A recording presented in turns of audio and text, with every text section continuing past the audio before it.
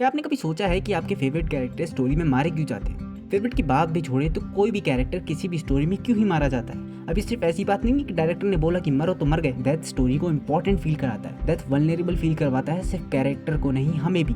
जब हमें पता होता है कि ये कैरेक्टर मर भी सकते हैं तो उनकी और परवाह होने लगती है। इसका एग्जाम्पल लेने के लिए, क्या किसी भी सिनेरियो में आपको डेडपूल या वुल्वरीन जैसे कैरेक्टर्स की परवाह होती है? नहीं होती, क्योंकि हमें पता है कि ये कैरेक्टर कभी मारे नहीं जा सकते। वहीं गेम ऑफ थ्रोन्स के हर एपिसोड में गांड फटी रहती है कि कब कौन अलविदा कह जाए। डेथ सुनने में एक छोटा सा वर्ड जरूर महसूस होता है, पर जब यह ग्राउंड रियलिटी हिट करता है कि कोई शख्स जो अभी हंसता, मजाक करता, खेलता या फिर एक हीरो फिगर, एक लीड कैरेक्टर में दिख रहा है, वह अब कभी नहीं बोलेगा, कभी हंसेगा भी नहीं और कभी दिखेगा भी नहीं। यह दिल झंझोड़ने वाली बात होने के साथ साथ जरूरी भी है, क्योंकि इससे हमें कैरेक्टर इंपॉर्टेंट फील होता है, हम उसकी ज्यादा परवाह करते हैं। अब इसका प्राइम एग्जांपल एंड गेम का वह सीन जब टोनी स्टार्क अपनी आखिरी सांसें गिन रहा होता है। वह बाहर हमारे सीने को और भारी तब कर देता है जब हमें इस बात का एहसास होता है कि बस यही तक था।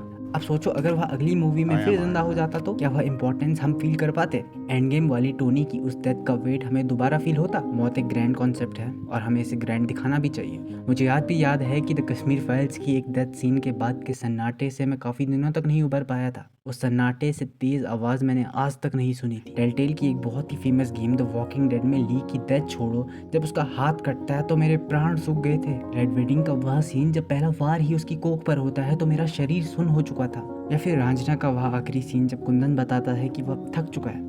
और यही इन चीज़ों की खूबसूरती भी है। कुछ कहानियाँ अधूरी होकर भी पूरी हो जाती है और इनके साथ छेड़छाड़ करनी भी नहीं चाहिए, क्योंकि खींचने के लिए कितना भी खींचा जा सकता है। और महादेव की कसम कि आज की तकनीकों से हर अंत को खुशहाल बनाया जा सकता है, पर अब मूड नहीं है। अब रुक जाने में ही सुकून है, आगे बढ़ जाने में ही भलाई। फिर रुक पड़ेंगे किसी दिन किसी और किस्से का हिस्सा बनने, किसी अंत की ओर जा रही कहानी की शुरुआत देख उठेंगे कभी।